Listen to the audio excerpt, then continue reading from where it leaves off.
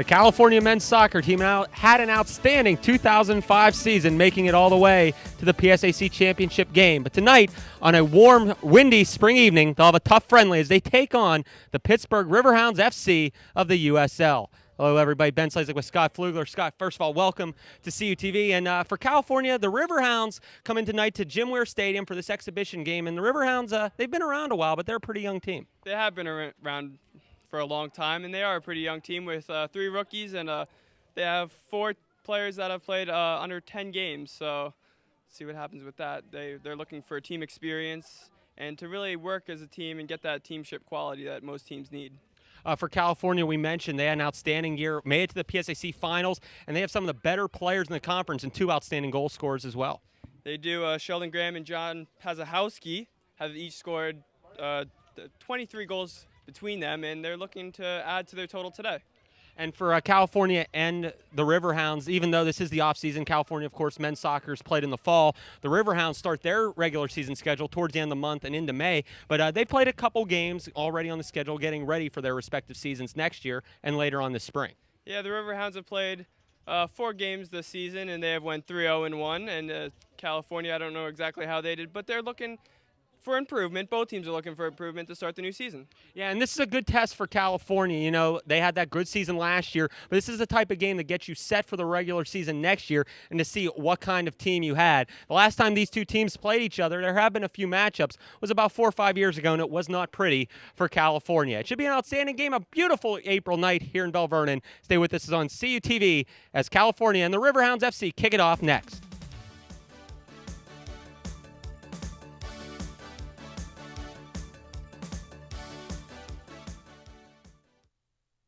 Introducing Points from National City, the best banking rewards program. It gives you points for paying bills online, using your check card, or even writing checks.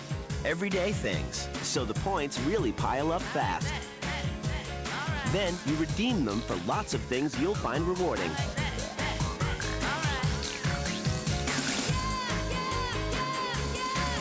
Points from National City. Sign up today. It's free. Do you know where you're going? CalU's Tourism and Geography program gave me the direction I needed to build my career in the world's largest and fastest growing industry.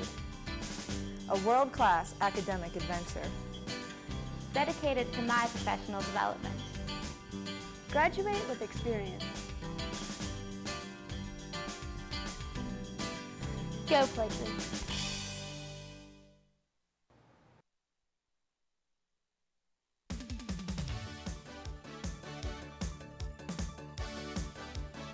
Welcome back to CUTV tonight from James Ware Stadium in Belle Vernon, Pennsylvania.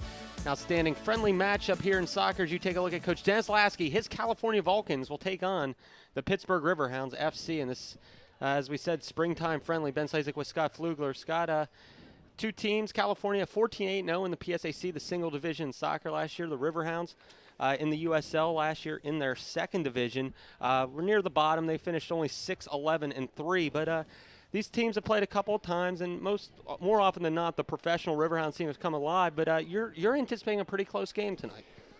Well, the past games that the Riverhounds have played, they've really been in these close games against these smaller colleges, and I don't think this one will be any different. Yeah, California definitely with the home field advantage, and the reason we're here tonight is a fundraiser for Belle Vernon area soccer. And before the game, they went through a lot of the history of soccer in southwestern Pennsylvania in this part of the state, which really did not come alive to around the mid-'80s and really did not popularize until right around World Cup '94. But we'll talk about that a little bit later on as we get set for kickoff here at the Weir. And the Riverhounds in the white will control the ball. We'll introduce some of the players as we go along. And we're underway, 2 45-minute halves running time here in soccer. And thanks for joining us here on CUTV. As Sheldon Graham looks like he took a spiked upside the head diving for that ball, and he's still laying on the ground as the Riverhounds will work it around the outside. And they'll kick it out of play to get Graham a little attention. Graham with 12 goals on the season, one of their major players. He was named to the NCAA Men's Soccer All-Region team, and this does not look good so far for California. Take another look at that real fast. Graham, a junior out of Jamaica, transferred from Monroe Junior College, and just looked like he got stepped on there, and unfortunate there. Take the Riverhounds work it around the back towards the middle, and that is number 16, Brian Higgins, a junior out of Hummelstown, get to the goal.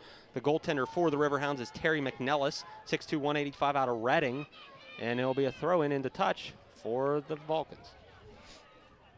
You'll see a lot of local players. Coach Lasky doing a nice job getting most of his local players, the kids that grew up and played in the Whippeal, out here as they have lost the ball under the far bleachers, so they'll have to retrieve a new one. But we'll take a look at Bell Vernon's own Michael McKevitt, number 11 in the starting lineup. Eric Snyder, 22 out of Mount Pleasant. Take a look at some of the other ones. J.J. Pazahosky from down the road in EF, Elizabeth forward. And quickly the other way goes the Riverhounds. The Riverhounds start off with a 4-4-2 formation. That's 4 defenders, 4 midfielders, 2 forwards. The ball is quickly collected. Sean Graham works his magic in the middle of the field. And he'll play it over before it's picked off by the Riverhounds. And what alignment do we see the Vulcans in as they play it back to Eric Reeves, a sophomore goalkeeper out of Slippery Rock? Well, it does look like we're at a 3-4-3 for the Vulcans. I'm not pretty sure. Actually, yes. Now that I see the formation, it's a 3-4-3, excuse me. 17, Del Greco, Marty Snee in the middle, number 4 and 22, Eric Snyder across the back. Number 6, James Kelly in the starting lineup, Evan Picard, number 3. Brian Higgins, 16, Alan Alcalde, 18. Brathwaite, 8. McKevitt's 11, J.J. Pazahosky, 24, Eric Snyder, 22.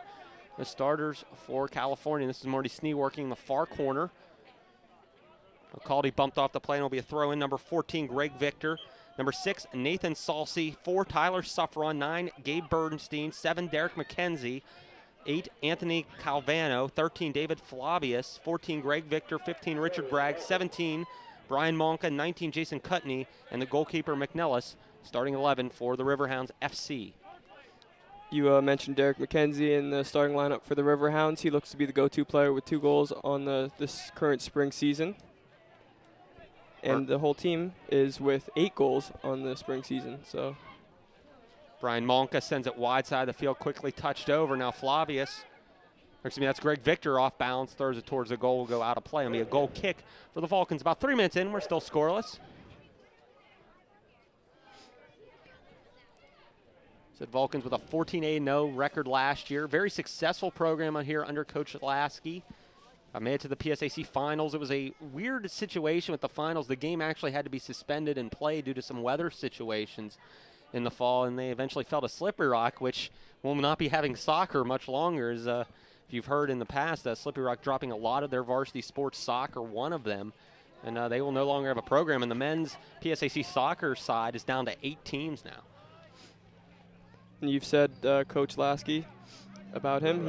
He's been here from the beginning. He started off his first season in 1984, I believe. And Good year. Yes. And he started with 1-17. So he's took this team from 0 to hero in the past 20 years. Greaves shanks that one. It's headed back, and playing it down is number 13, Flavius. He's doubled on the ball.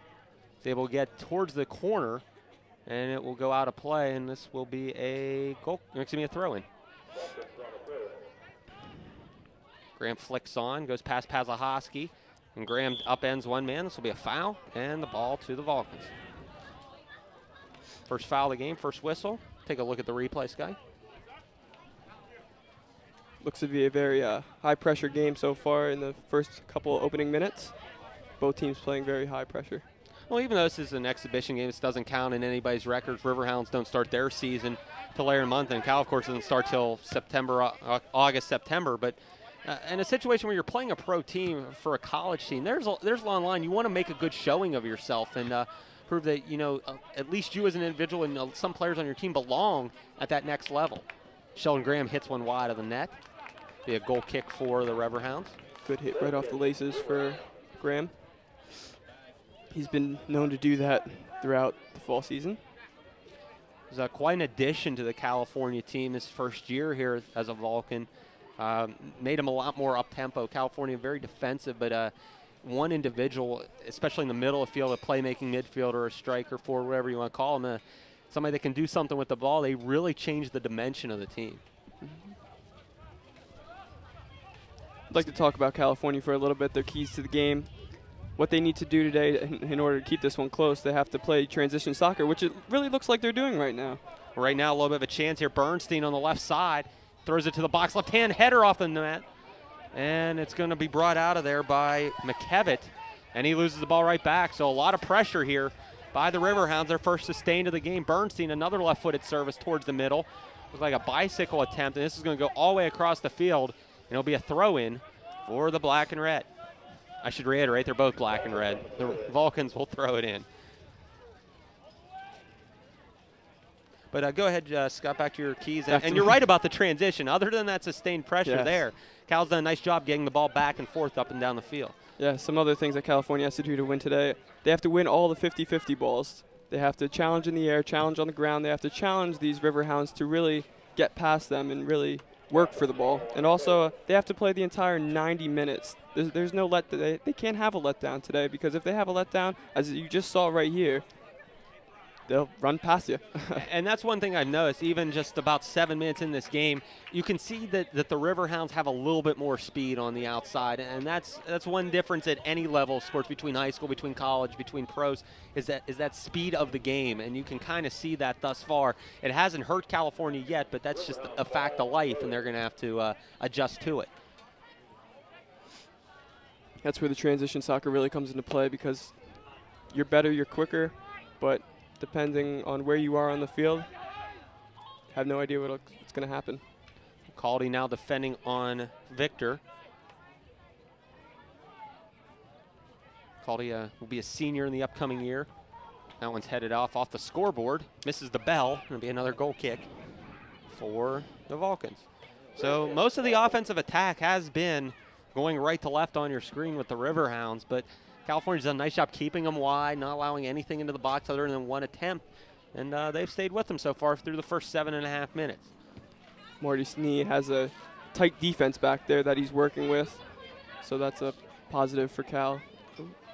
There's a good ball through the outside. Jason Cutney runs it down, but it goes out before he's able to bring it to his foot. And it'll be another throw-in for California. Something about the Riverhounds, they need to play teamwork soccer. As you see here, that wasn't really teamwork. They really don't know the speed of the other players, how fast they can get there, what their skills are, what their strengths are. So that really has to be figured out before April 22nd, their first game. Be another throw for California. It's a little different here. Of course, the Vulcans play at home. Most of their home games at Rodman Park up on the farm above California's campus. The Riverhounds playing at Falcone Field. Both those fields grass, and we're playing on turf here today, the field turf. And you and I were talking a little before. The ball moves a little quicker on here. You don't get quite the hops you do on the other fields. And what kind of adjustment do you have to make in this situation? Well, you're going to have to run a lot faster to catch the ball, I'll tell you that. But also, there's not going to be a slide tackle in this game, because rug burn is officially what will happen. And we found that out today. Yes.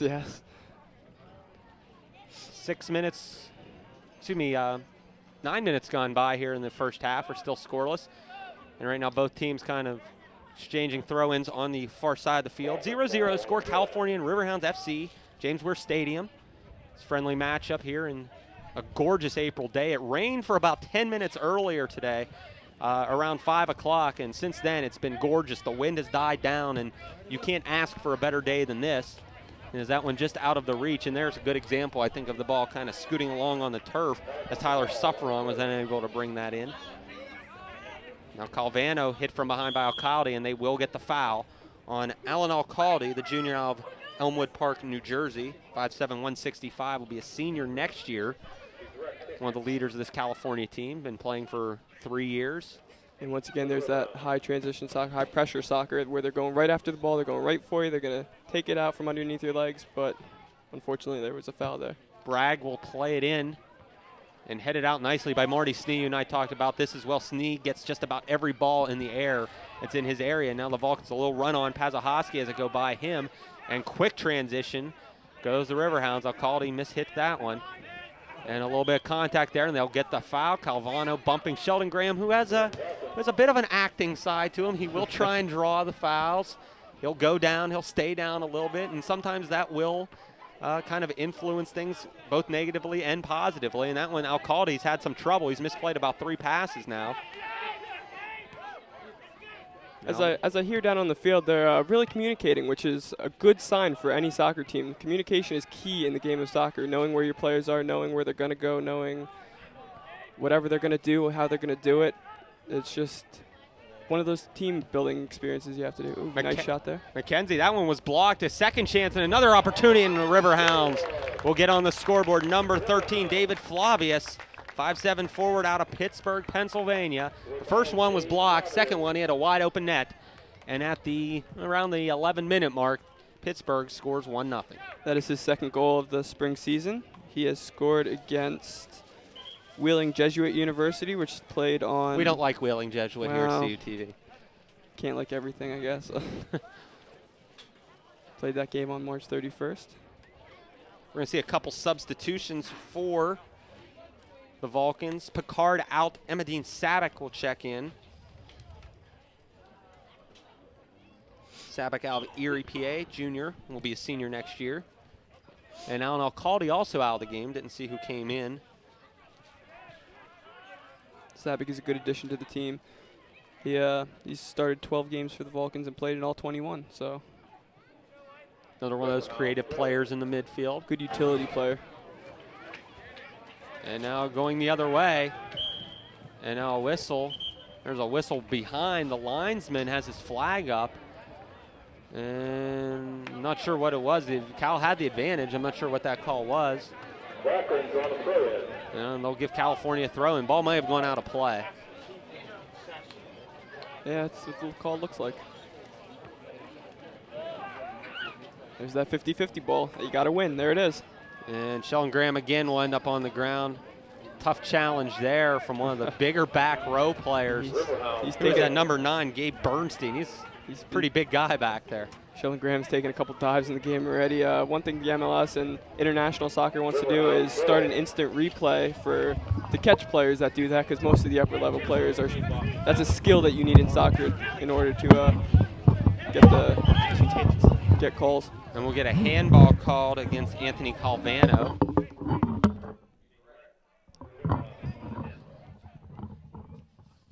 Okay. Now Monka.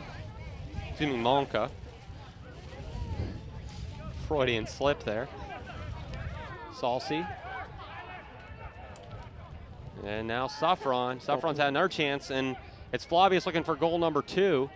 Pushed out of the box. Back to the top. Suffron. Plenty of time. Left foot in. Going to the wide side. This will be over the head, and a chance to run it down, and just getting there. No, actually, they will call it out. It'll be a throw in for the Vulcans.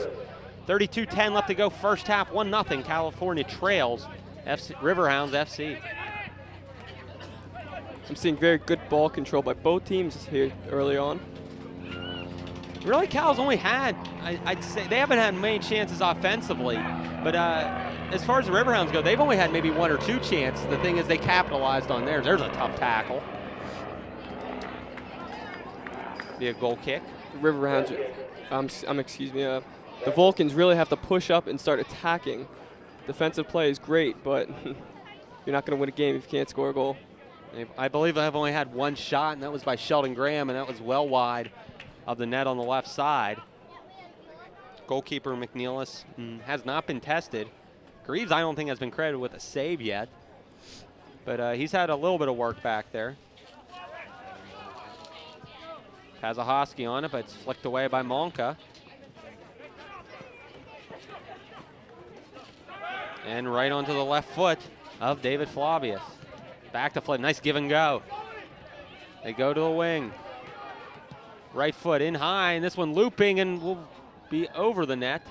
And a goal kick. Great passing by the Riverhounds. Way to spread the ball out, really get from one to the other.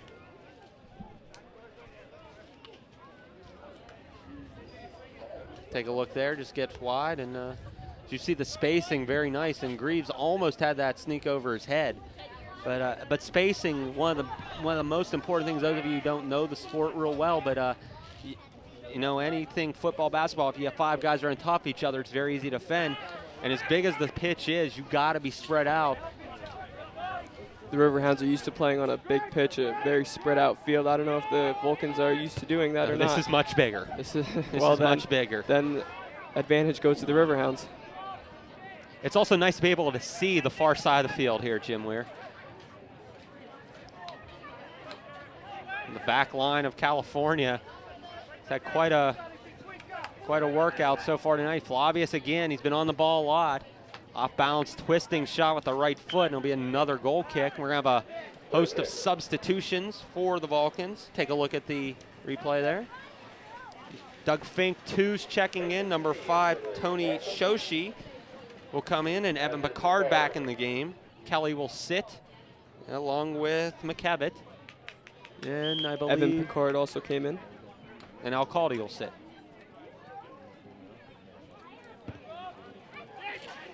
Phil definitely tilted to the left here in the early part of the first half. Nearing the 30-minute mark, and a good tackle and challenge by Sheldon Graham. Sabick loses the ball, and then it looked like Sheldon Graham had a little bit of trouble, and they're going to draw. Actually, Graham's going to get whistled here for the foul. Take another look at that. Oh, he threw him aside. That's a great call by the official. Graham's very acrobatic out there. Does not mind getting on the turf. So we're now under the lights here at James Weir Stadium. Gorgeous facility, renovated a few years ago, putting the turf in. A lot of high school football goes on here, a lot of playoffs, and it's one of the finer stadiums in the area. Wide side of the box right there, getting off the crossbar. That shot lined up by Calvano. That is all too familiar to me. Goaltender, Scott? No, the crossbar. Backstory, apparently. Greaves scoops it up. And he's had about 15 touches so far, and none of them real easy. Take a look at the replay of that shot.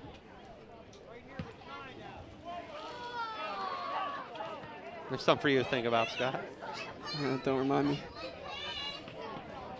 Go ahead, tell the backstory, Scott. Well, there's not much to it. The crossbar goes ping, and a lot of times I did it. Though I did score a lot of goals throughout my career, that happened just about as many times as I scored. I sympathize. Mine was a much smaller object I was shooting, but yes, that crossbar is not friendly. Now California with a little bit of a chance here, trying to set up offensively. Oh, and it does trickle out off the foot of Shoshi, freshman out of East Hampton, New York. I watched Brian Brathwaite play a little bit, and from what I just saw there, he's a freshman. He looks to be a very good freshman at that. He'll 9 points on 12 shots last year. He only has room for improvement. Brathwaite out of Pittsburgh, Char Valley, up Interstate 79. Come on over, Michael. Under 30 minutes to go, first half. It's hard to find, Towards the middle of the field. Nice job by Greaves to come off his line. Bicycle towards the net, and there's a goal. 2-0 Riverhounds. That one off the foot. Can't get the number here. 7. Number 7, that is Derek McKenzie, and you mentioned him as one of the key players for the Riverhounds. He makes it 2-0 at the 19-minute mark of the first half. He's only 5'9", but he got all 5'9" behind that goal. Behind that nice volley off the laces. Greaves just way out of the box there, but he made a nice save on the first one, but just no time to react. His defenseman, or excuse me, defenders have to help him out on that play. You'll see me go back into hockey terminology every once in a while. Dance with what brought you, I suppose. Victor, nice little exhibition there. It doesn't find anybody in the middle, but right there is one of the back players, number 9, Bernstein. How can you miss him? He's about 6'5". Sheldon Graham comes out here with the ball. He's going to work on Bernstein. And there's a dive, but they'll give him the foul anyway.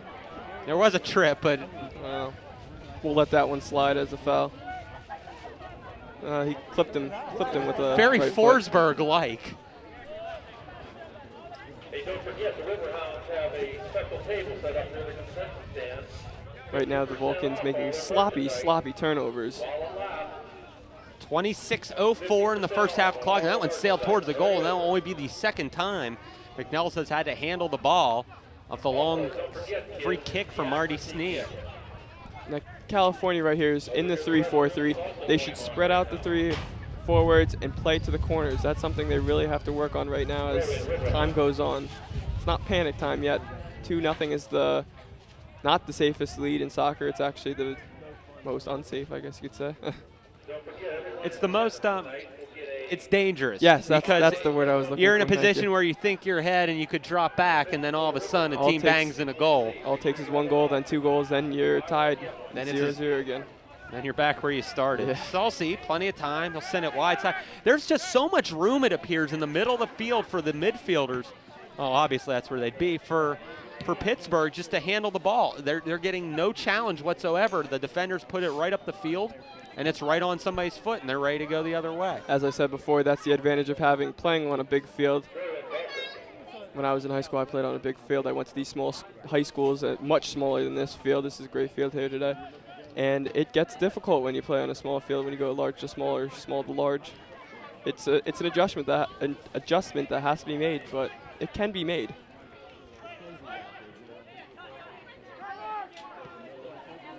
Now, does the bigger field, and I'm going to ask you this as a former player, does the bigger field, does that increase, a better player, will he be better on a bigger field, or is he better on a smaller field? Well, if he's on a smaller field. Greaves, another save. We'll hold that thought for a second. It's going to be a corner kick, but go ahead. If he's on a smaller field, he has to keep the ball closer to his foot. He has to be more technical with his ball movement and with his ball handling. And on a larger field, you have more room to open up and really pass the ball, look for your options. You have a lot more time on a bigger field, which is something that needs to be stressed. So more or less a bigger player, a little stronger player to go with his feet is better in the smaller field, but your more skillful player that can be more, they're better playmakers are better on the bigger field. Yes. There's another shot off the crossbar. It's like you're out there, Scott. Well, one day maybe. Plenty of time again for FC to set up. They go wide again, headed right to the middle. That was a nice little pass off the top of the head of Calvano. And it'll be a play out for Eric Greaves. Take a look. It's a very difficult play to make. It's a great header. A lot of power behind that header. He had a man going right to the net as well. Just doesn't look like Cal is moving the ball quick enough, Scott. They're getting it, and they're just trying. They're wasting a little too much time instead of going forward. You got to move the ball a little quicker. It seems like the Riverhounds are right on top. That's high pressure defense, which is key in this game today. That's going to be a handball on Blymiller, Jeremy Blymiller in the game, number 12, out of Erie McDowell High School. Another freshman. A lot of good freshmen last year on Coach Lasky's squad that finished 14-8, 11-5 in the PSAC. Freshmen are performing well, but just not well enough. If you go back to last year in the USL, the United Soccer League, the Riverhounds, as I mentioned, did not have that great of a year. Finished third from the bottom, 6-11-3. They actually outscored their opponents, but had some trouble in some games. Their leading scorer last year was Flavius, who finished with 17 points, 8 goals and an assist. USL has 2 divisions, the top tier, the A, and second tier, which the Riverhounds play in. Some of the other teams in that conference include the Western Mass Pioneers, Harrisburg City, the Long Island Rough Riders, New Hampshire Phantoms, some of the, what you would call smaller market or secondary cities. And the importance on those teams is not winning. I've been to a Riverhounds game before at Falcone Field, and the importance really is not on winning. It's focused more on family fun. Yeah. Family fun is what it's. There's people in the crowd jumping, having fun, giveaways. I mean, it's great if your team wins, but if your team doesn't win, it's still family oriented, and it's still great to go to a match. And before the Riverhounds came to Pittsburgh some 5 years ago, when they were just the old Pittsburgh Riverhounds, I believe they're actually the River Dogs when they first started. River Dogs playing at Moon High School. Yeah. There wasn't a professional soccer team in this area for over 30 years, and that's going way back to the days of even the Pittsburgh Spirit and the MISL. And I even remember watching the Spirit on the old Channel 53 back when I was younger, and Paul Child, who's actually a part of the organization here for the Riverhounds, played on that team, so that dates me just a little bit. FC having no trouble getting the ball to the middle of the field against California as we're coming up on 20 minutes to go first half. Glad you could join us here on CUTV for this friendly between the Riverhounds and the Vulcans. Nice job by Savick, 2-on-2 now Blymiller, oh, he had him wide open. He got to move that Wasted ball. it. That's a waste. That's a waste right there. He's just, but he does want to get the shot off, which is understandable. Shoot first, think later. I subscribe to that thought as well. Right there, he can move that ball, and I think Blymiller's trying to stay on side there as well. Well, your first option should always be looking up and looking to shoot. Your second option is pass. Your third option is dribble. You don't ever want to see a player dribble too much. You always want to see him get rid of the ball either on a shot or a pass. Sabek's going to sit down. Brian Higgins back in the game. The sun begins to set on the Weir. One of our favorite places to go here at CUTV.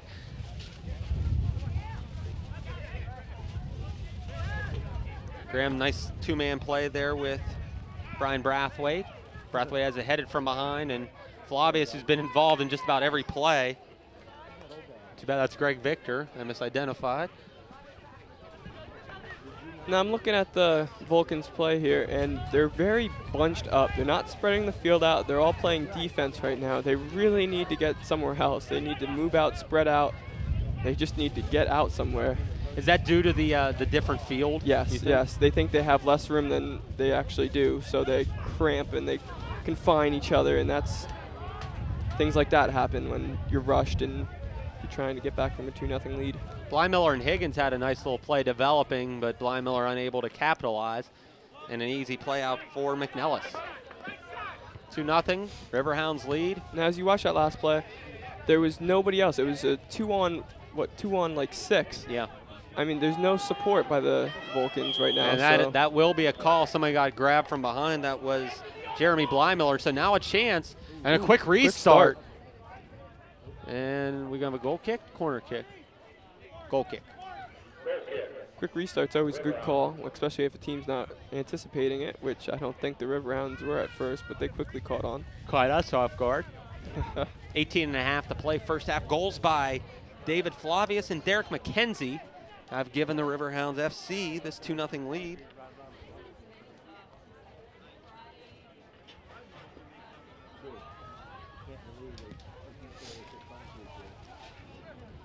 Vulcans will be playing Robert Morris, have already played Robert Morris, Duquesne, and Shippensburg in the spring season.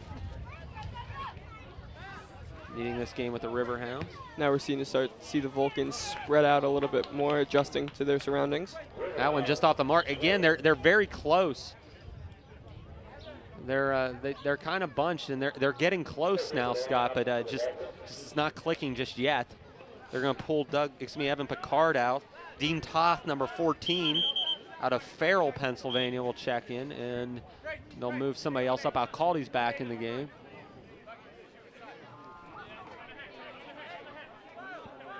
Did you hear the sounds of the game down on the field?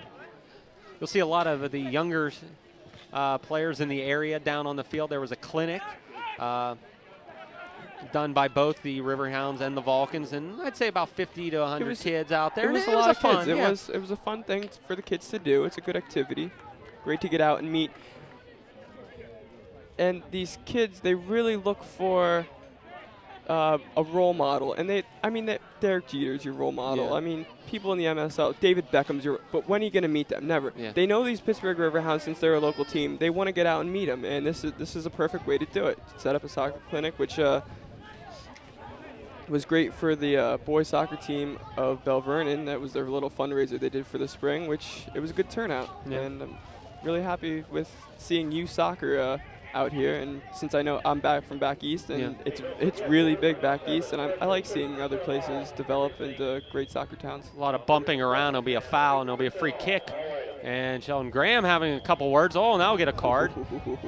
And big Gabe Bernstein steps in and see who they're going to card anybody or just separate them.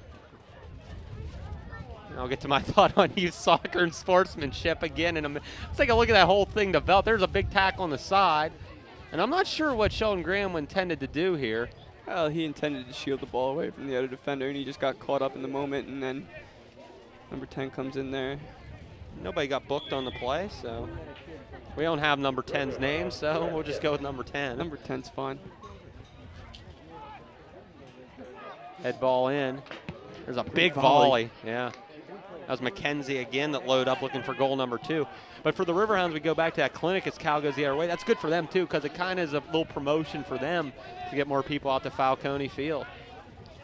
I say that the Vulcans are playing in front of a crowd of 100 people. I'd give or take a couple right here today, which is their average. That's their average. I was looking last night, and that about 100 is their average. They've had fluctuating crowds as it goes on. Oh, Scotty, when you go up to Rodman Park in a nice September afternoon, you'll see some of the crowds up there as we have some changes. McKevitt's back in, Savik's back in. Sitting down will be Blymiller. But the big games, the rivalry games, the Slippery Rock, when some of the better teams from the East come, there's a nice crowd support up there. The women's team's always there for the men's game and vice versa. Flicked on as somebody took a dive in the box. That was Snyder. And McNellis will come out there with it. It's great to be in front of people and play because I agree. You never want to play against basically just the other team. You always need crowd support. And something that California lacks are night games. Night games, you get the most support. Everyone's off of work. Everyone's done with class. Everyone's ready to watch a sporting event. And something that California really needs to try to do is schedule some night games so everybody can come and watch. Basically, alternatives are right now is with no lights out down at Roman Park. There's talks, of turf up at Adamson Stadium, and that might be able to help things out or here. But the field is not real wide due to the running track up at Adamson. But, that's something that's going to be looked at down the line because, looking at the soccer team's program, the way Coach Lasky, especially the last couple of years, has done, I mean, this is a program that's really on the rise. They're in the 2004 national tournament, been in the PSAC championships a couple years, and they're starting to recruit some good players. This isn't just what the bigger schools didn't want or just local kids that were marginal stars in the WPIAL. They're getting some good players. You look a lot from the Erie area out east. I'm looking Lancaster, Downingtown. They're starting to get a nice collection of talent here under Coach Lasky. In swinger from the right on the ground. And a good defensive play there by Alcalde will force a goal kick. 2-0 Riverhounds lead, 13:20 to go here in the first half.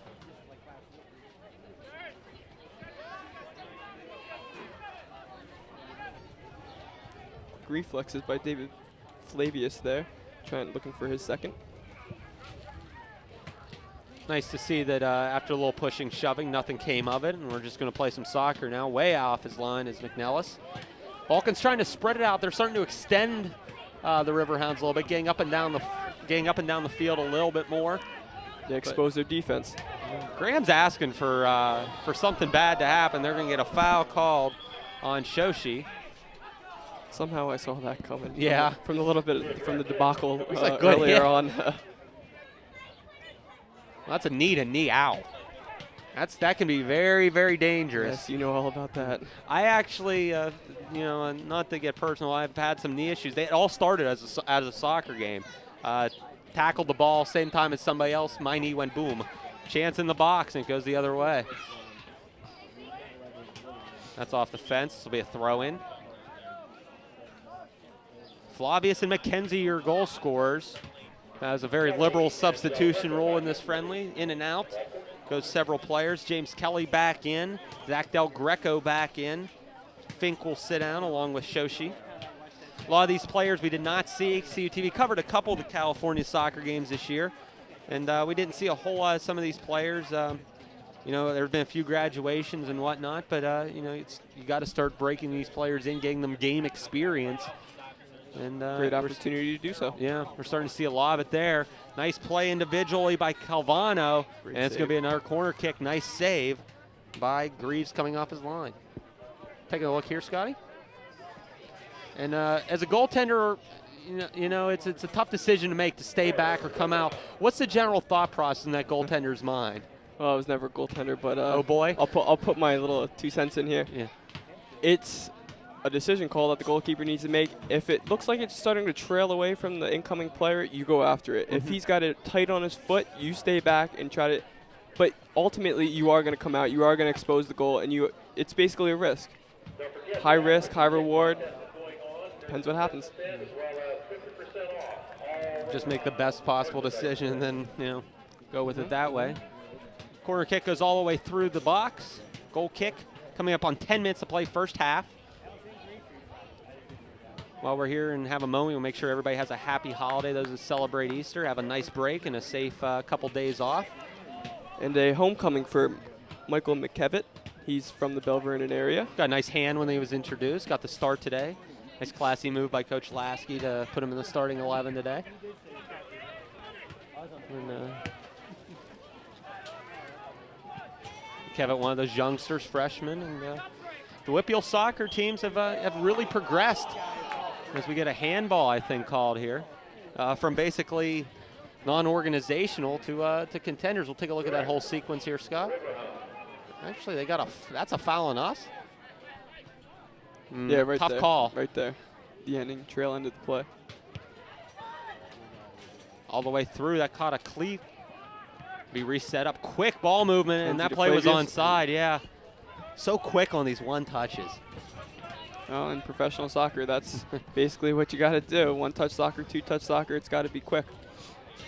Attention to the skateboarders. We've just asked you leave the stadium if you wish to skateboard. Thank you. Skateboarding is not a crime, apparently, or it is here. Chance for the Vulcans, and this will trail off, and will they readjust it? I think they're going to call Looks this like a they're gonna corner, call yeah. a corner kick, yes. Possibly a good call. I don't know exactly where the inbounds is there. Is this a free kick? This could be a handball, depending on who touched it back. Stay with it live. I don't know what this is. It's in the box. If anything, it'll be an indirect kick, which means yeah, one of the somebody Vulcans, has to touch Vulcans it. has to touch it, or that'll happen, which... It bounces off the wall. Yeah. Establish your... Now, as the ball is played, what's the difference? Explain the difference between the direct kicks and the indirect kicks and what the situations are. A direct kick, you could shoot right at the goal. You could do whatever, basically whatever you want on a direct kick. It's just a free kick. And an indirect kick, you have to. One of your teammates has to touch it before it's attempted on goal. Before it's attempted on goal. Yes. And when is the indirect called as opposed to the direct? It's a sticky situation when you get into that. Okay. It's usually when the ball is played back by one of your players to your own goalie. That'll be an indirect kick. It's basically more for like you're not going to have a shot 2 feet out in front of the goal. I mean, Okay. Even the playing fields, I guess you could say. Handballs are usually indirect, most of them.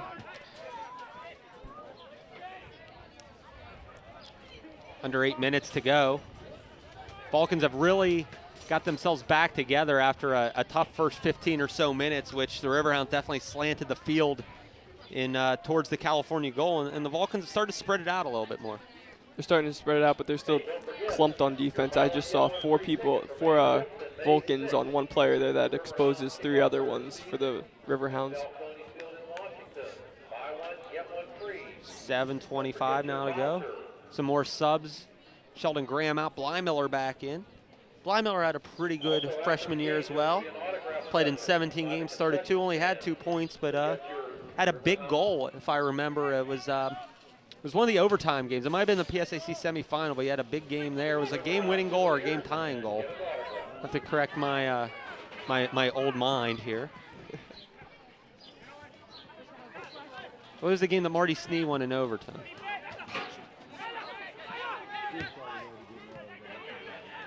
Or played over into the middle. It looks like another nice play to the middle. Again, somebody's always open around the top of the key, top of the circle there. Top of the 18. Yeah. Well, it looks like the Riverhounds really have figured each other's playing style out. They really have teamwork now. They know how to get from one to the other. Take a look, Scott. Just trying to shield him off. Just gets caught up in the moment. Nice slide. That's going to hurt tomorrow. Yeah. Watch out, Snee with a man marking from behind. That was Flavius, that was Greg Victor. And another foul call to push from behind.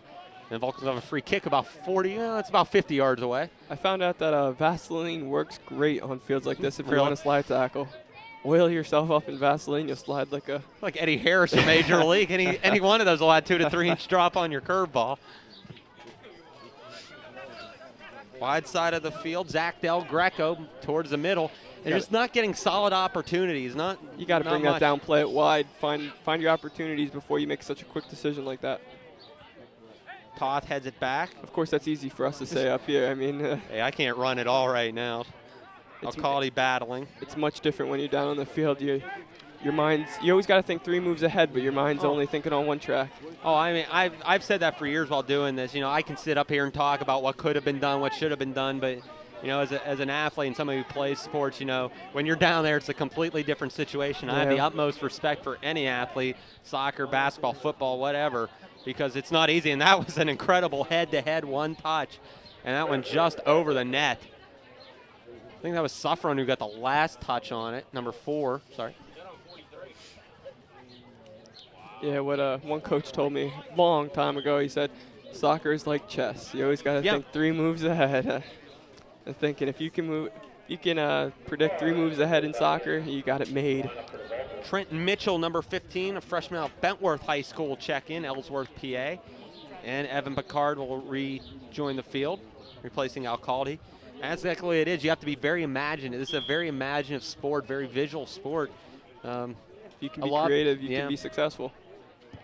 You look at players like David Beckham and Theo Henry, tremendous goal scorers, but what they really can do best is creativity. They know how to move the ball, work the ball. And they have, you know, people say Tiger Woods around the green, same thing. He can see things, and those individuals can see things, those crevices, where a player's going to be and how a player may react to it. It's all situational. Somebody wide open on the far side, that was Flavius.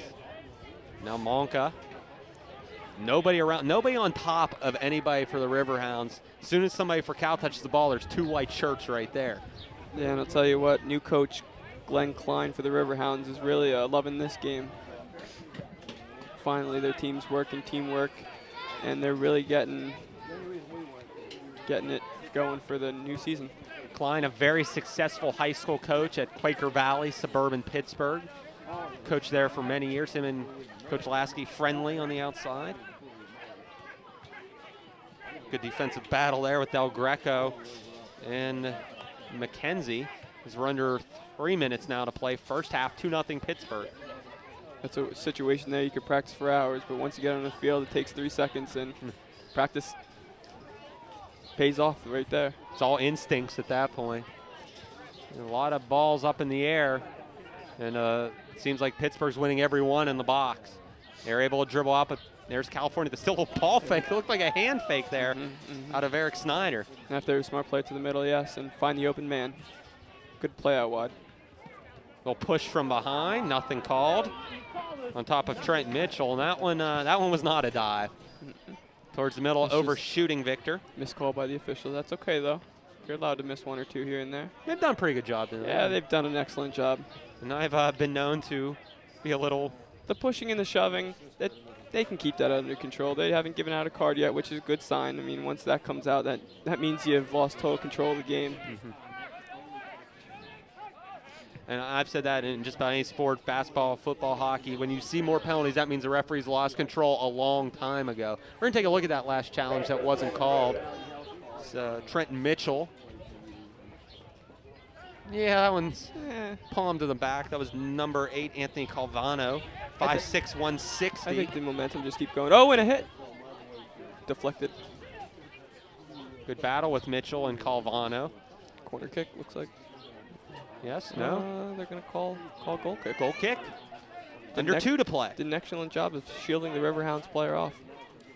Mitchell only appeared in 2 games for the Vulcans. Last year, another one of those young players, and another local product out of Bentworth High School. Bentworth not exactly synonymous with soccer. Not too familiar with Bentworth. Well, it's where we ate Saturday. The first time I came out here, it's the first time I ever heard of the Whippeal. Ah, the Whippeal. I'm more of a district person. Yeah. Everything's on a district, and then you get out here in District 7, and it's the Whippeal goes to the districts. Nice play by Kelly to get out there with the ball, but now Victor with a chance. And it's headed out by Marty Snee. There'll be a throw-in as we hit the 1-minute mark. See if they add any time here. The final minute will be kept on the field by the official. Greg Victor can really hit the ball. I just saw that shot there. He can really rock it. He's got a good right foot. A lot of pace on it. There's another one towards the middle, headed out by Blymiller. Look, they find the open player. They regroup, they collect, and then they're off and attacking again. Nice little creativity play. Nice give and go. They've beautiful run that give and go a yes. couple times. That gets to the middle of the field, and that should at least keep the Riverhounds off the board for the first half. But now California trying to get something going with Emmeline Savick. Plays it to Eric Snyder, and the former Mount Pleasant Viking has it deflected off one of the Riverhounds. It'll be a throw in for the Vulcans. As you said, a lot of give and goes in soccer lingo. We like to call it the wall pass. All different types of passing, that just different lingo throughout the game that I find interesting, and never heard that one. Like to chuckle about it sometimes. Yeah, I like the term 5-hole. So, and that's going to do it for the first half of action. 2 goals by the Riverhounds in the first 20 minutes of play, but California made a nice showing, especially towards the end of the first half. But with 45 minutes left to go in the game, the Pittsburgh Riverhounds FC 2, your Vulcan 0, will be back with the second half of action. You're watching Vulcan Soccer right here on CUTV.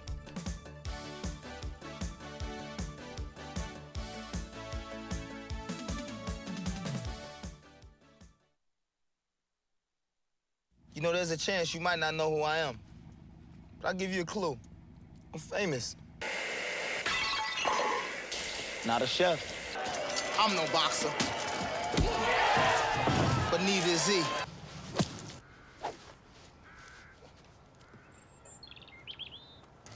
Ain't no golfer. My fans know who I am. I'm Nelly. And your kids are your biggest fans. So talk to them about underage drinking. Nelly, we're ready for you. Let's go.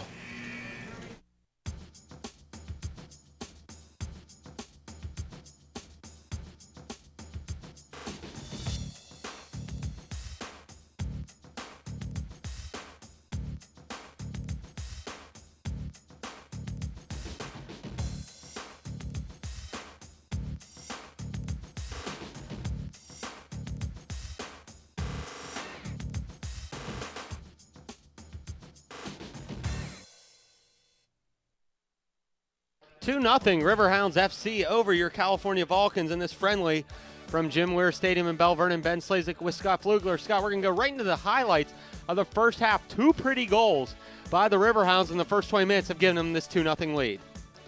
Yes, great shots by the Riverhounds, and great job on finishing right there and on the next goal that we're just about to see.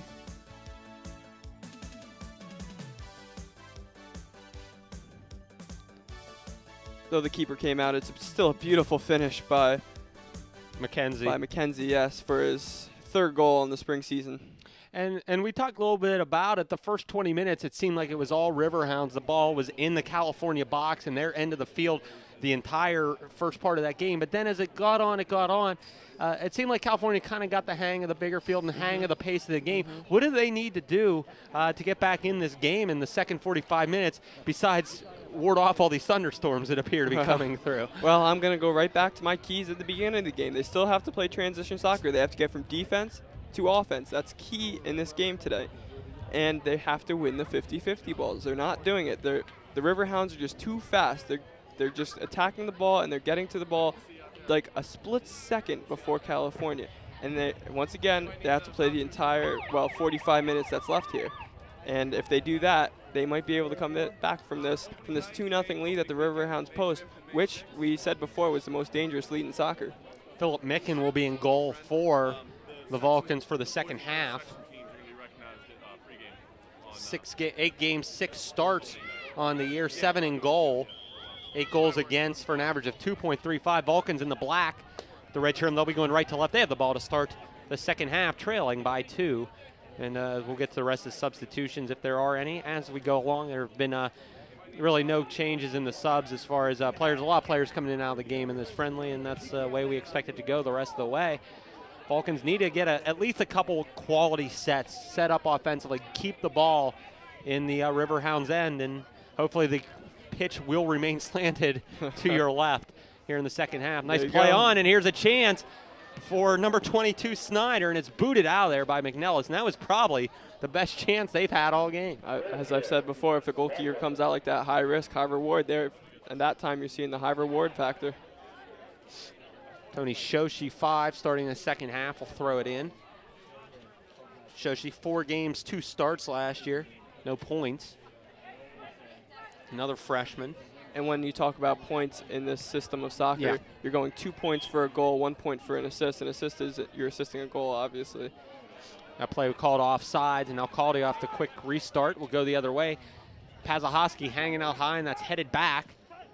And number 27 now in the game, we don't have him either. Ooh, some lightning on the back side of the field. That gets some oohs and ahs, but Sheldon Graham will keep the ball around the 40-yard line. Play on. I'm down. Oh, there's the stop. Maybe not. Stoppage. We are going to get a stoppage. I'm going to say 15 minutes. Yeah, the referees are going to pull the players off the field, and we're going to get a lightning ruling, and we're going to have to take a quick break, it appears. See if the referee makes any indication about how long this is going to be. Well, it'll be most likely 15 minutes to a half hour, depending on when the last lightning strike occurred. So we could be sitting here for a while here at Jim Weir Stadium. I'll reacclimate you with the whippeal. Players are being pulled off the field. Now, are they going to have to go in the locker rooms, or are they just going to hang at the benches? They're going to hang at the benches for a while. All right. They are taking the balls off the field, and we are going to have a break. There's 43:09 left to go here in the second half. 2-0 Riverhounds lead. 2 early goals, and the Vulcans unfortunately looked like they had a couple things developing as we started the second half, but we're going to have to take a break. Some lightning in the sky means a commercial for us here at CUTV. We'll be right back with the Riverhounds leading the Vulcans 2-0.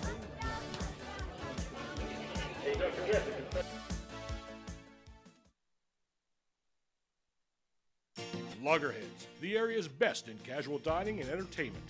Loggerheads features cold drinks of every variety and a complete lineup of salads, sandwiches, gourmet pizzas, and nightly dinner specials. Loggerheads also offers daily food and drink specials, coffee and dessert items, or try our Sunday breakfast buffet available until 2 p.m. At night, you and your friends can enjoy local entertainment or various bar games. Loggerheads is located in Cole Center, 5 blocks from the California Business District. Don't be fooled by imitators. We're talking the real deal here. Accords and Civics in stock, in style, and ready to move. Don't settle for less. Step up to Honda Odyssey, the ideal family vehicle. And don't let yourself down. The rugged and functional new Pilot, the Honda of SUVs. Get the vehicle you want at the price you want from a dealer you know. Washington Honda. Dynamite deals right here today. Come on in, you're number one. Welcome back to what has now become a very quiet Jim Weir Stadium here. We had I'd say a 20-25 minute lightning delay, but nature has let us continue on. And right now the Riverhounds still ahead of the California Vulcans 2-0 very early on here in the second half. Ben Slazak with Scott Flugler. And the first 2 minutes, it was only 2 minutes in the second half, but California looked a lot better than they did early in the first half, and they're pushing the ball quickly here as we rejoin play. Yeah, and this one will go off the scoreboard, however. They're starting to spread the field. They're starting to team passing. They're starting to spread the ball. And they're starting to, well, hopefully they get a shot on goal pretty soon here. Yeah, I don't think they actually have an accredited shot on goal. The goaltender, McNellis, has had to make a couple plays off his line, but I don't think he's made a save. He's had an easy day so far. I think it's safe to say that. Micken in goal in relief of Eric Greaves in the California net. And for one of the few times the Vulcans will be playing under the lights here at Jim Weir Stadium. Marty Snee heads that one back. It's a big Gabe Bernstein. That's what they need to do. They need to get the playmaker involved, which is Sheldon Graham. Graham misplayed that one, however, and it goes over Del Greco's right shoulder, and he'll have to retreat all the way back to around the 25-yard line. As I said, they have to get the ball to Graham for some creative input in the game, and he has scored 12 goals on the season, which he tied for the lead in PSAC play with 12. Also, Ashley Rosendale from Lockhaven also scored 12. Lockhaven. Oh, Lockhaven. Fantastic place. Nice place to visit. Don't necessarily want to live there. Riverhounds content just to move the ball around up with this 2-goal lead, this dangerous 2-goal lead. And right now they're just looking for an opportunity, seeing what Cal gives them, and they're giving them free reign to come halfway, I'd say 2/3 of the way up the field. Run on now on the attempt by Matthew Meller, number 20 into the game, another Pittsburgh player. Sends that one across, and picking it up will be 23, Anthony Del Greco.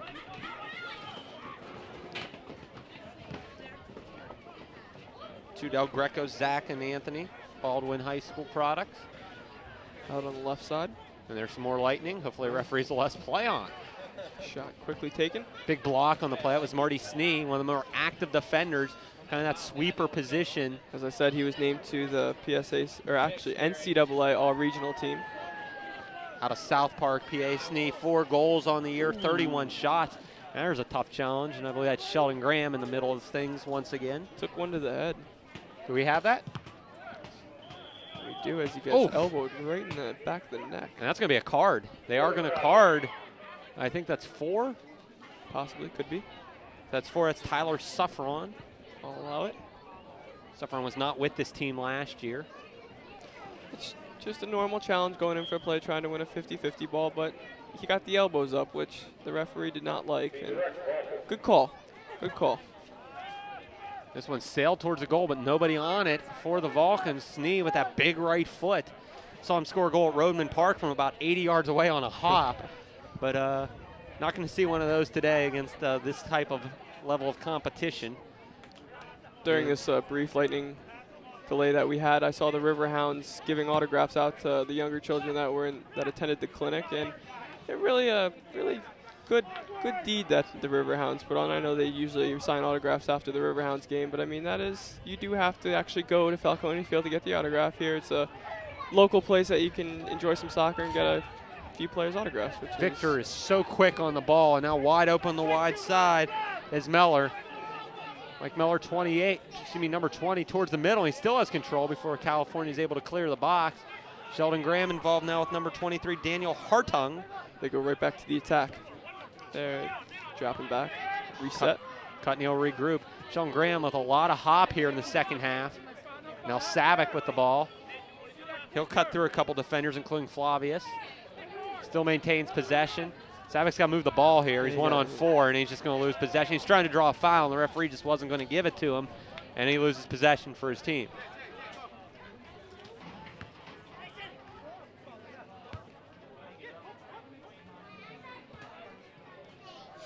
Swinging around the back, left to right, or excuse me, right to left, and now we'll go right back to left. The other way. Yeah. I'll try the left side. Most of the play has been on the near side of the field for whatever reason. It's just the way it's been going today. Well, if that's where your talented players are, you're always going to go to that side. So we play it back, being very patient. This is the brand of soccer I thought I was going to see all day. That one towards the box. Micken comes out and will cradle it. Very low pressure in the first and second half, third of the field.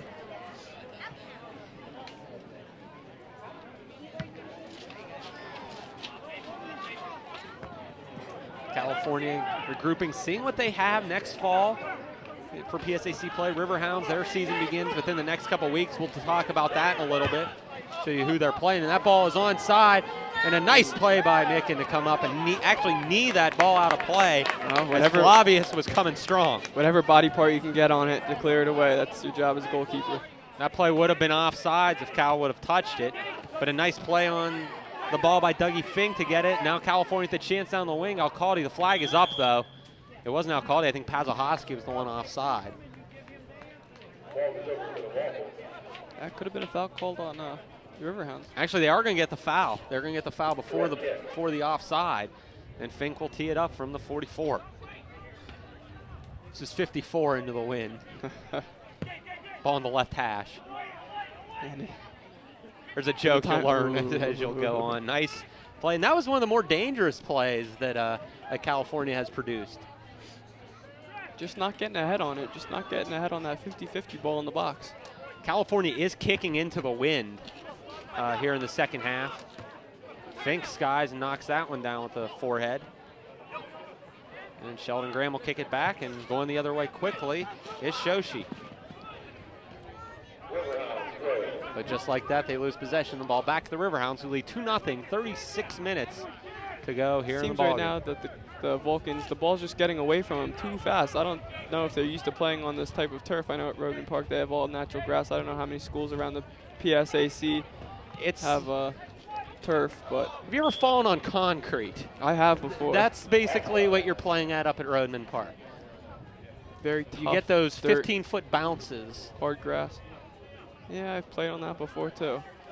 And that big crown that you see in the middle of the field too, and that's something you don't have here. For water. Yeah. But actually, I like the crown on that because that way if you're playing in a rain situation, you're not developing puddles in the middle of the field, which slows gameplay down. You sound like you're talking from experience. Experience, yes. There's been times where balls have stopped in front of me, and I've been derailed by a player coming in. Scott's getting bitter right now. I've seen it all, my friend. I've seen it all.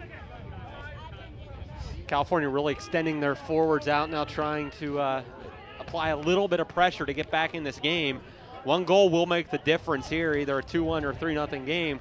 Will determine how the rest of this one's played. That one's sent on towards Mick, and it'll go out, and a goal kick forthcoming from the Vulcans. Host of substitutions, line change. Bly Miller in 12.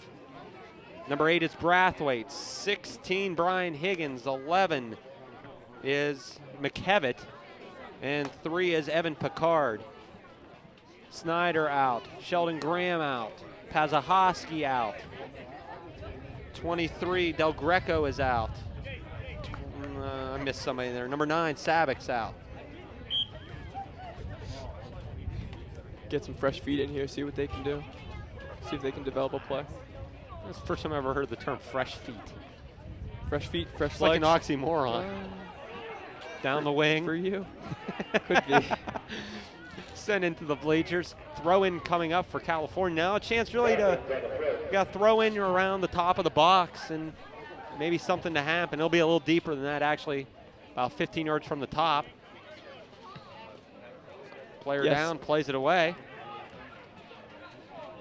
That was Bly Miller on the floor. Ground.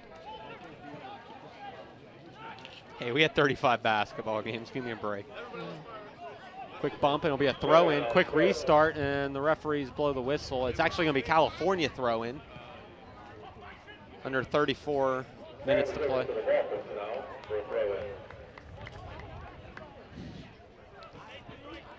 Well, let's hope this Lightning holds up. I'd like to see the end of this game, see what actually happens. California seems to be attacking a little bit more than the first half. See if they can put one in the back of the net. It's actually the second Lightning delay we've had this year. The other was a high school football game at Beth Center. And luckily, I do not have to go to New Jersey tomorrow morning. Now a chance right at the top. Big rocket kick sails high over the goal. There's that right foot from David Flabius. And you mentioned he can put some pace on the ball. Yes, he can. If he gets all the power behind that right foot, you're going to see that ball either sail in the net or above the net. And this time he was just unlucky in getting it over the net. Makes a tricky move there. Punishes the ball just wide. I mean, that one missed within a foot. Headed on by Higgins. Good flick back. Higgins again on the ball. But now the Riverhounds keeping possession. What do you think about 70-30 possession in this game as far as the Riverhounds go? Nice little, what a give and go. Flavius and Micken had to be alert there. That was about as pretty as you will see. You hear the applause from the crowd. Pretty behind the leg. 19 is Cutney. That's probably got a name, but I don't know it. Good.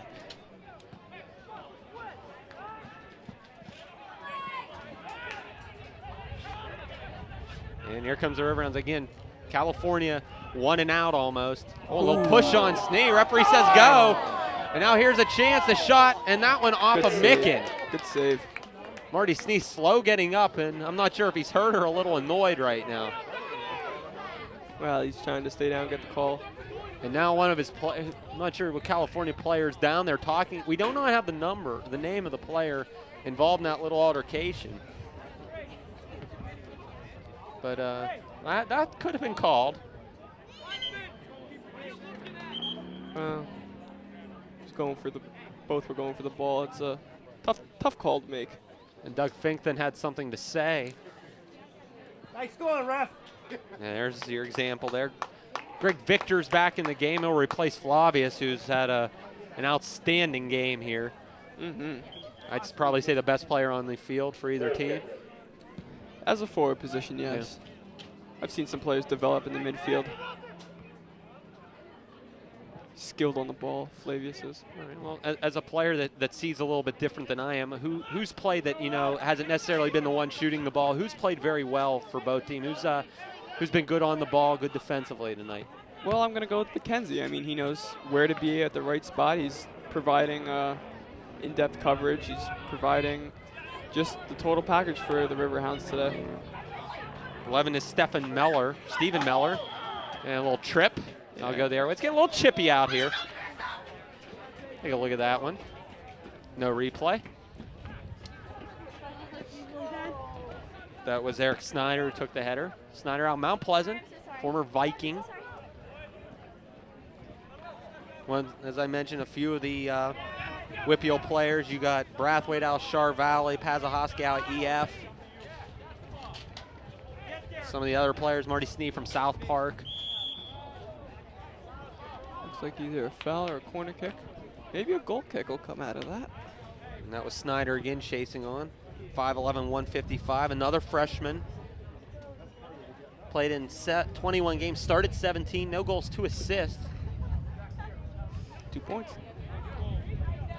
So goals worth 2, assists worth 1 in soccer. Hockey, they're even, 1 apiece.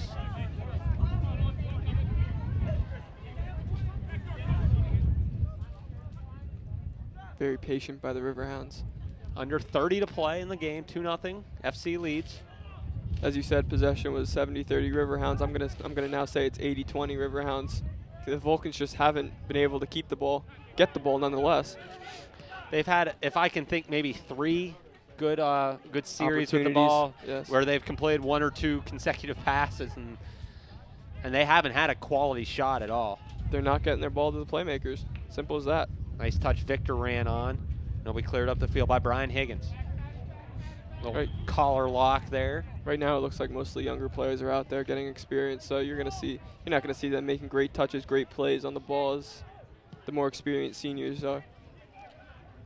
There's that big bounce, and it'll be brought in. This is much better than the 10-0 deficit they faced in the last time they matched up a couple years ago. They're hanging on.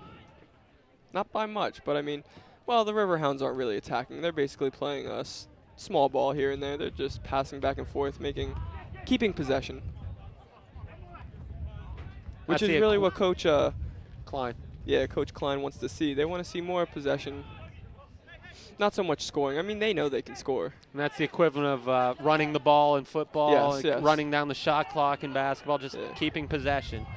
There's a nice touch to the middle of the field. Running on it was Daniel Hartung, Reading PA product. Obviously, the clock's going to keep running. Yeah. So they just keep the ball, and that basically is the same as keeping the clock running.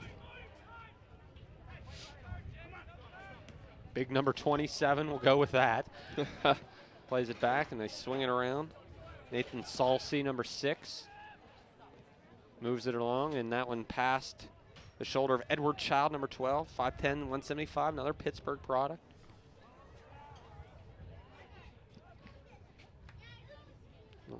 Damian Pottinger is number 27, from what we're seeing.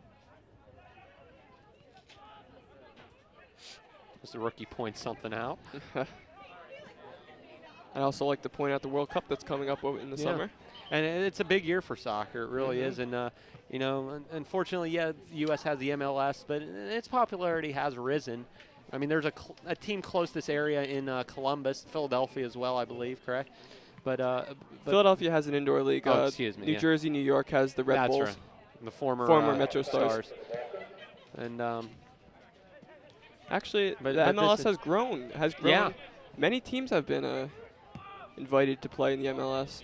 Houston just added one. They formerly already they were the 1836ers. Yeah.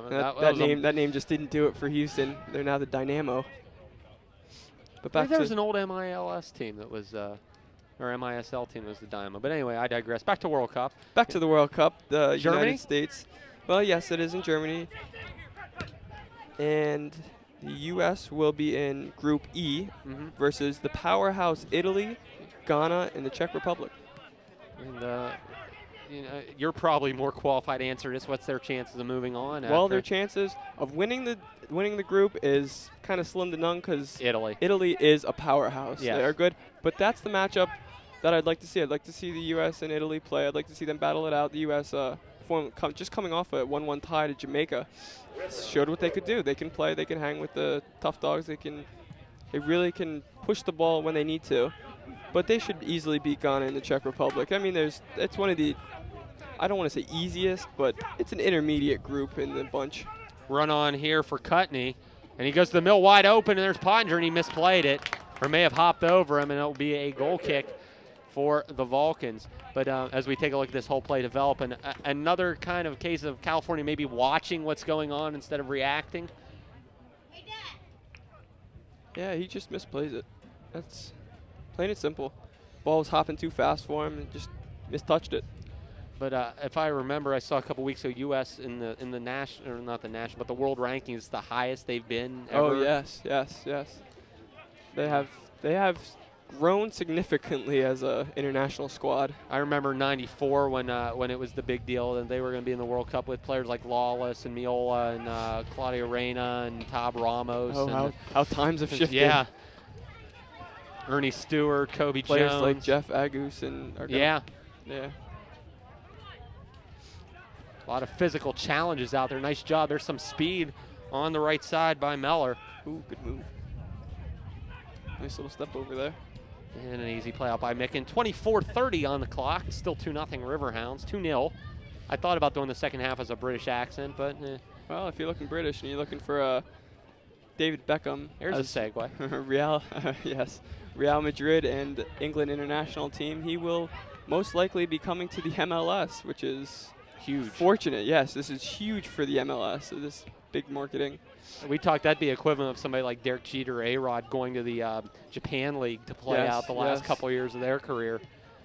Yes, and David Beckham has 1 year left on his contract in Real Madrid, and I'm foreseeing the LA Galaxy. Let me spit that out again. LA Galaxy, since he has a home in LA. Yeah, he's not going to be playing for Salt Lake City. Don't see that happening. Not in the near future. Sheldon Graham's going to come back in. He'll go and spell Brian Higgins. But $41 million a year. I don't know if any one human being is worth that to play sports, but Beckham is your top draw in world soccer. His personal tastes aside, but you know, he brings a lot to the sport. He's one of those figureheads that kind of transcend the sport, like a Michael Jordan, like a Mario or Gretzky in hockey, like LeBron James even today.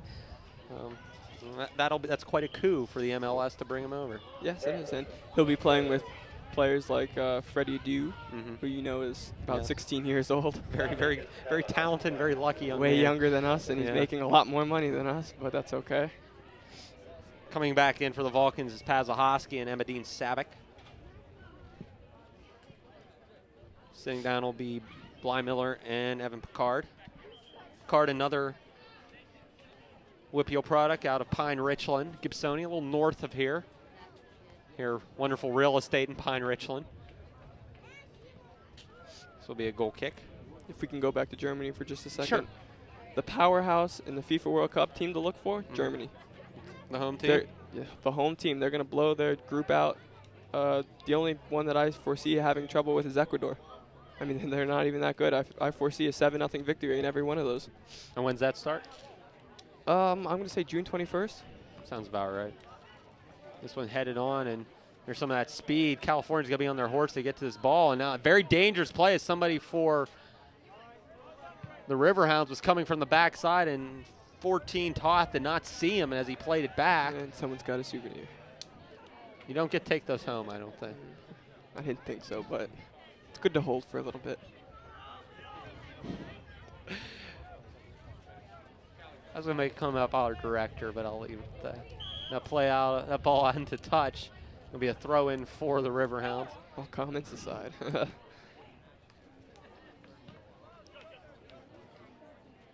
Miller battling it. They're just toying with him. With Brathwaite. And another throw in. But to their credit, they have hung in there. You know, they weathered some storms. It could be a lot worse than what it was. And for Cal, you know, there's still 20-some minutes to play in this game. But I don't foresee him coming back right now. No, but coming out of this, you know, you're Coach Lasky. You've played a couple of the college teams leading into this. What do you say after this game? I'd say it's going to be a great season for the fall 2006 season, and I hope that they get back to the PSAC championship in soccer and back to the NCAA tournament. Yeah, you look at the roster from last year. They only had, I'm looking here, 3 seniors: Dougie Fink, Camilo Hinestrosa, who is one of the more dominant players in the conference, and Zach Del Greco. And on that roster is a lot, and I mean a lot of freshmen.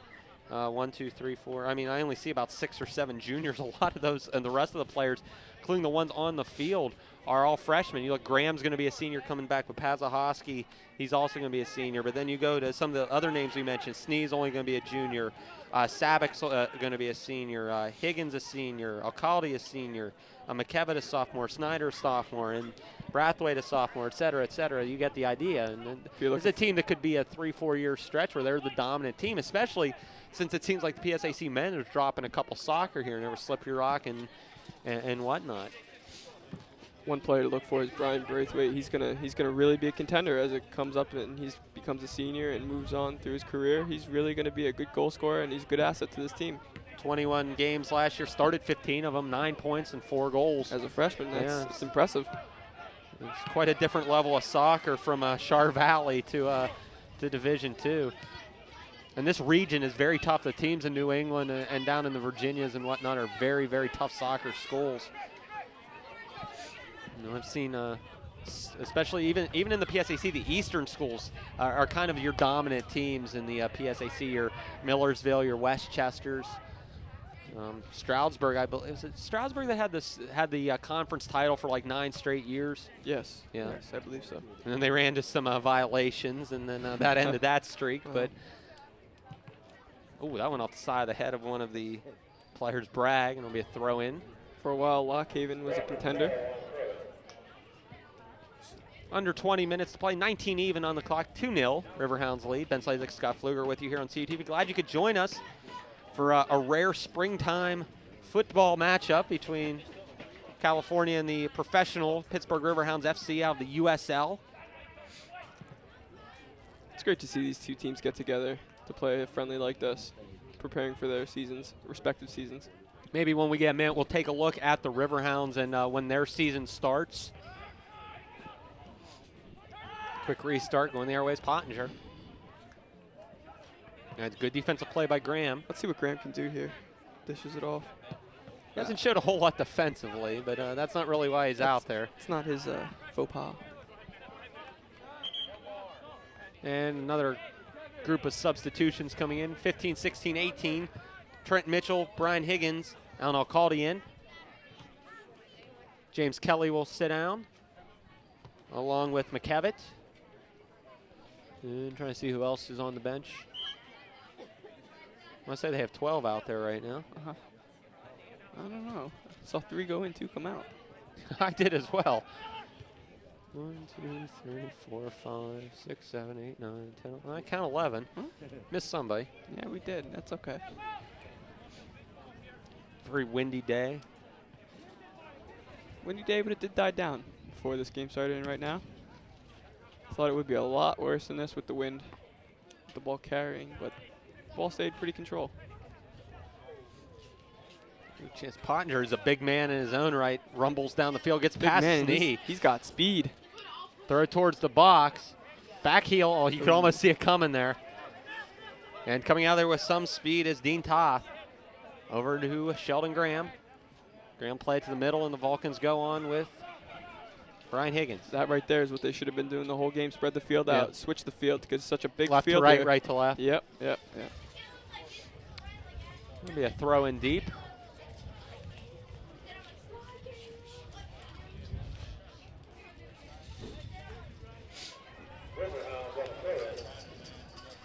Now 16:40 to go.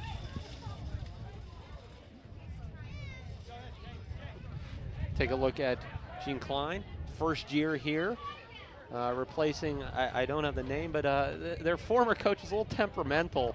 I have a good friend who covered the Riverhounds a couple times, and he said their coach got carded and got in more trouble than most of the players did. And well, that's what you want. A little temperamental out there. You don't always want to see your players get the cards. You want to, if anyone's going to talk to the refs, you want it to be the coach. And sometimes if the coach gets a hot head and starts saying some words he shouldn't be saying, he's going to get carded and possibly thrown out. Because that happened quite a bit, from my understanding. At that family atmosphere, they don't want that there. They want a nice, clean environment for the families to enjoy. But Coach Klein is very, very pleased with their play so far. They say they do have room for improvement, but so far 3-0-1 in this spring season with teams. They played teams Wheeling Jesuit, Duquesne, Robert Morris University, Pittsburgh. They played to a 0-0 draw. And outside Jesuit, those are all Division I programs. Robert Morris and Duquesne. Duquesne in the Atlantic 10, Robert Morris in, I believe, help me out, Gary. What conference Robert Morris in? Pitt, of course, in the Big East. But and this is a young Riverhounds team, and they had one of the they actually had a player from your neck of the woods there, Scott, that just recently retired. Vicente Bastidas, Catasauqua graduate, went to Wake Forest, played all 4 years, made his way to the Riverhounds. He's now the director of youth soccer, ODP level. Ooh, nice spin move there. The Maradona, he pulls that one out of his bag of tricks. I know who he is, Mellor, with a nice move there. Stephen Mellor, 5'11" out of Langhorne, PA. I know where that is, too. There's a trip.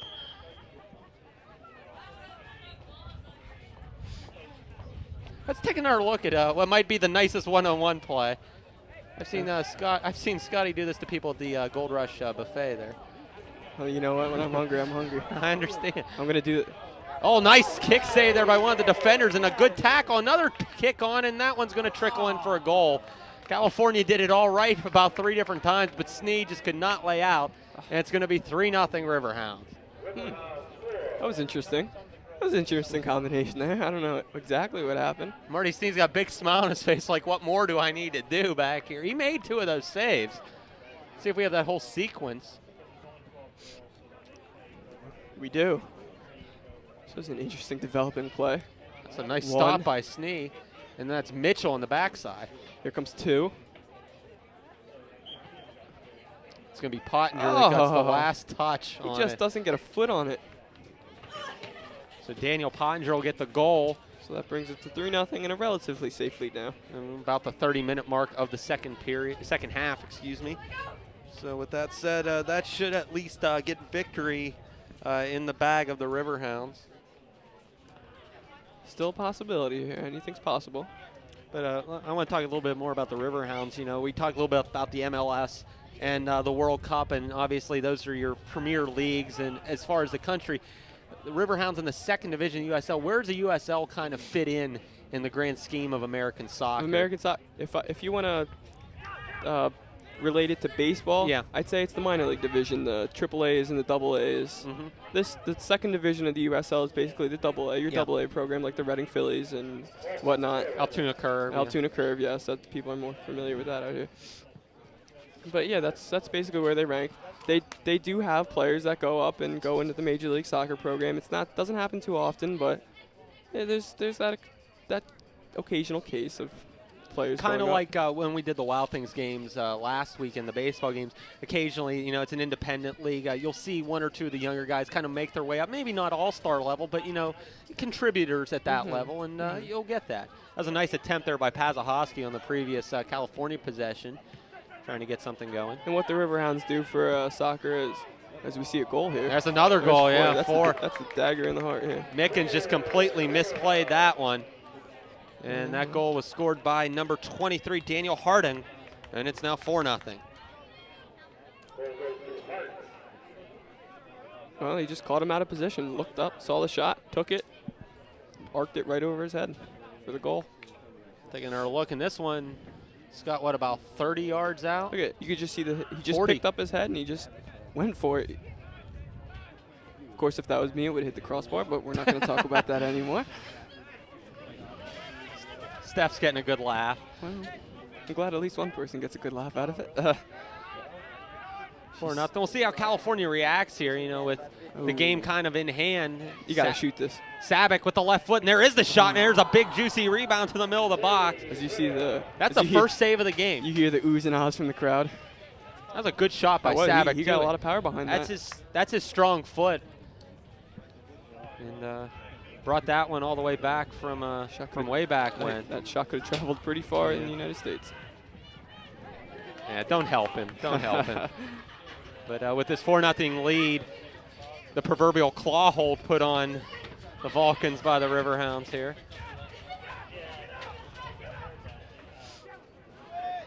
As the Lightning continues to...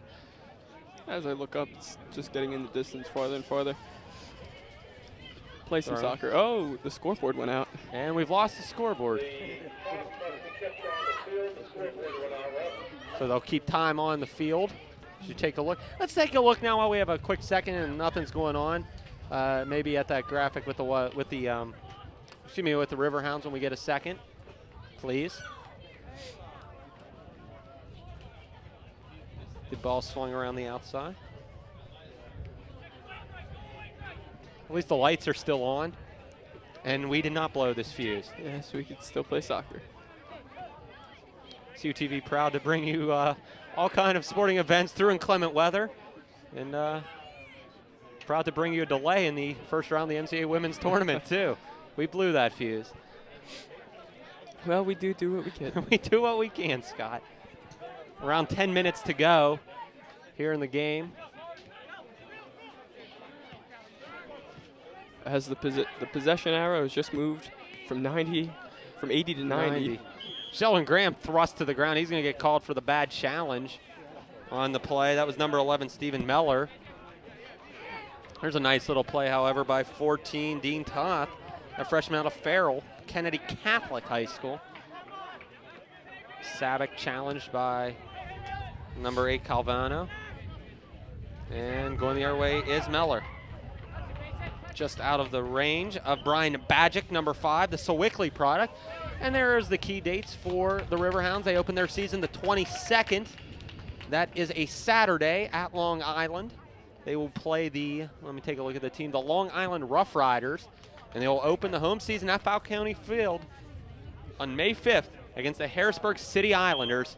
And we know what island that river is on. Should be interesting. And for the Riverhounds, like we said, they've had a tough year last year, near the bottom of the lineup, near the bottom of the standings, I should say.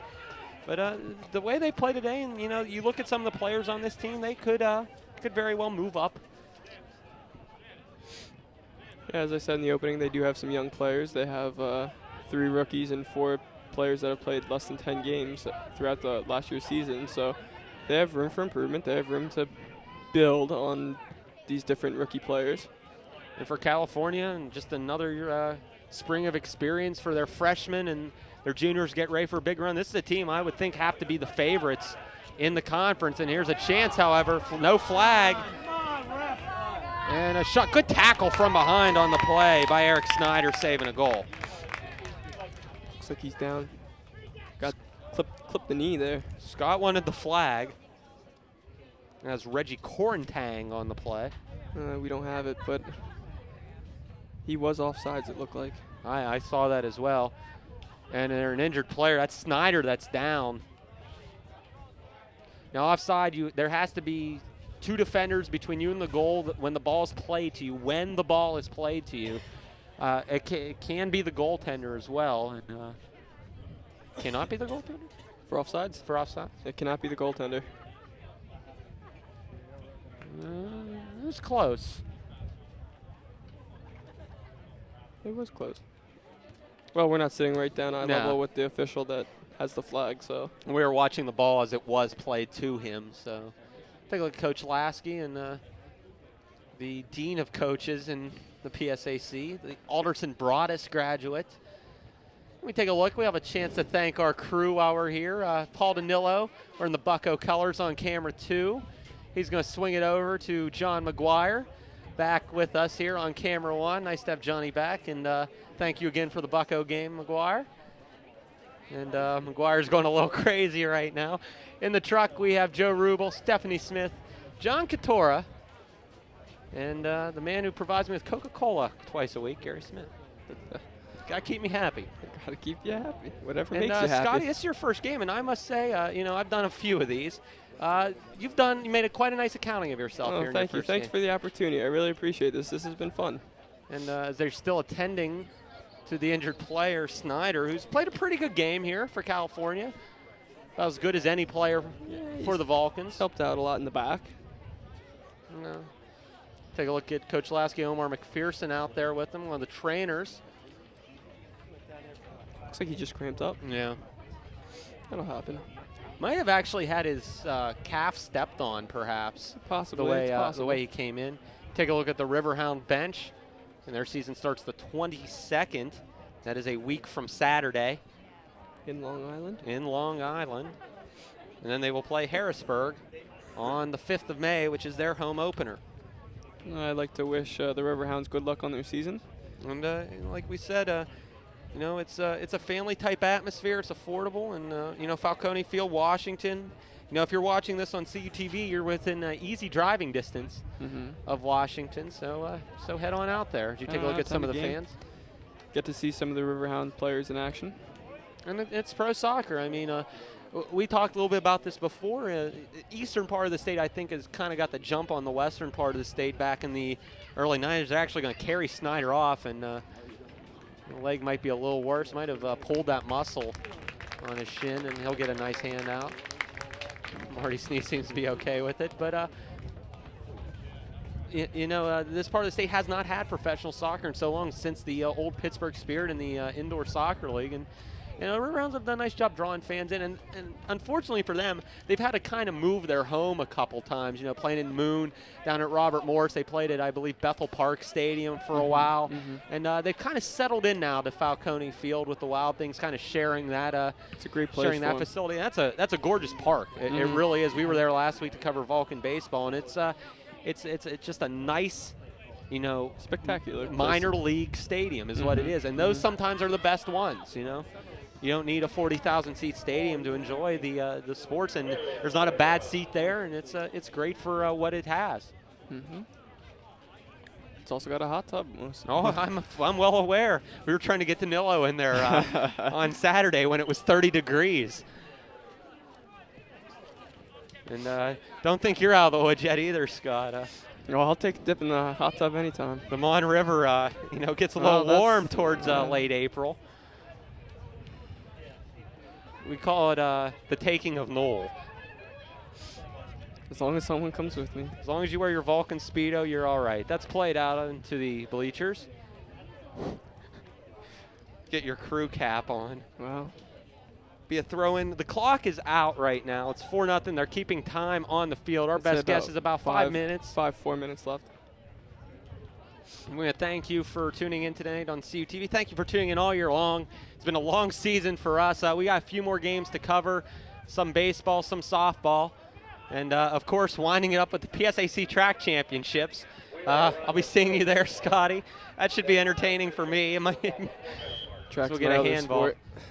You and Steph. And analyze that sport for you guys. And I like this because, you know, I know soccer. I've done enough, and I played back in my youth, but you've obviously played a lot more and a little more advanced in the sport. So it was nice to have somebody to kind of complement that. And you've done a really good job. It's been a good night.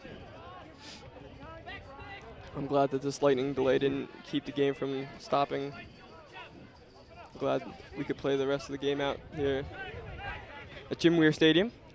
But, you know, like I was saying, we started back, I believe, the last week of August with some high school football in Charleroi with the Charleroi-Monessen game. We played a football game here as California with a chance, but that will be played safely away in a corner upcoming for the Vulcans. But I believe we've done something like 100 shoots this year, which is a ridiculous number, 110. And Gary Smith, our director, who works very, very hard. He produces all these games for us. Probably one of the hardest working people you know, and very underappreciated sometimes, as Katora lingers behind me.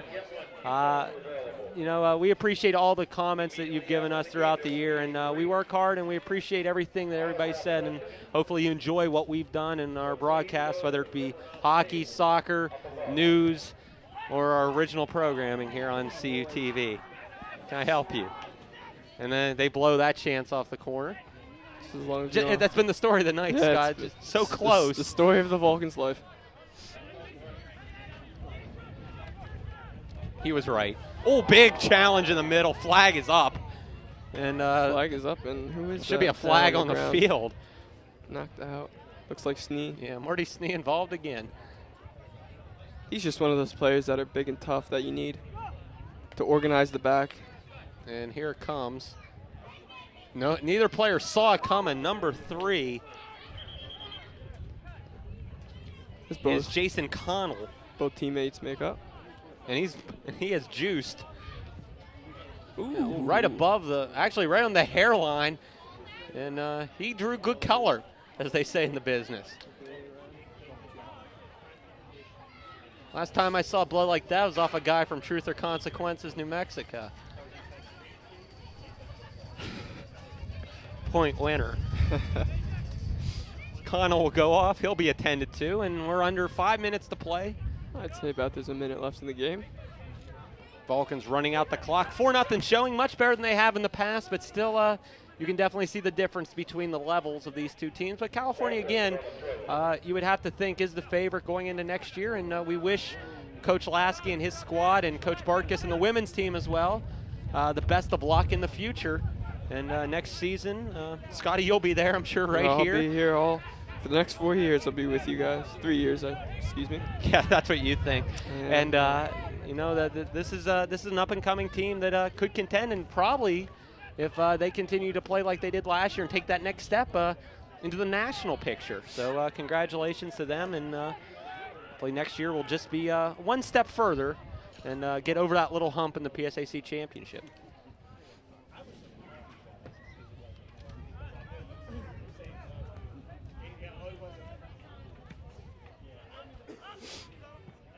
Sheldon Graham plays it out. Graham's had a tough game, never really got it going tonight, and but he showed both some flashes of his talent, but then also some flashes of a little undisciplined play as well. Yes. I think it's the best way to play. You get that in all good players. We all have egos somewhere. Yeah. And, the skilled players seem to have the biggest ones sometimes. Oh yeah. Been around many of them. And that's the thing. If you're going to be a good player, you have to think you're the best player on the field, and that's just the way it works. Mm-hmm. And Sheldon Graham definitely has that, I don't want to say that attitude, but that chip. Well, he does have numbers to back it yeah, up, he though. does. He does. He's got 12 goals on the season, as well as 4 assists. And, he provided something that California hasn't had, that star-type player, and he'll bring that next year. And that seems to be it. And that does wrap things up from James Weir Stadium. The Riverhounds, the professional team from the USL 2nd Division, victorious over your California Vulcans 4-0. Coach Lasky, he'll have some things to pull out of this game, both positive and negative, but again, something to build on for next year, Scott. Mm-hmm. Yep. And for the Riverhounds, they will move forward. Again, their season begins on the road at Long Island, April 22nd. And their first home game, Falcone Field. Encourage everybody to go out, check out pro soccer in Pittsburgh, May 5th. Again, we want to thank all our crew here at CUTV, and thank you all for tuning in tonight as California drops one to the Riverhounds 4-0. For Scott Flugler, my name's Ben Slazek. Good night, God bless. We'll see you next time right here on CUTV. Good night, everybody.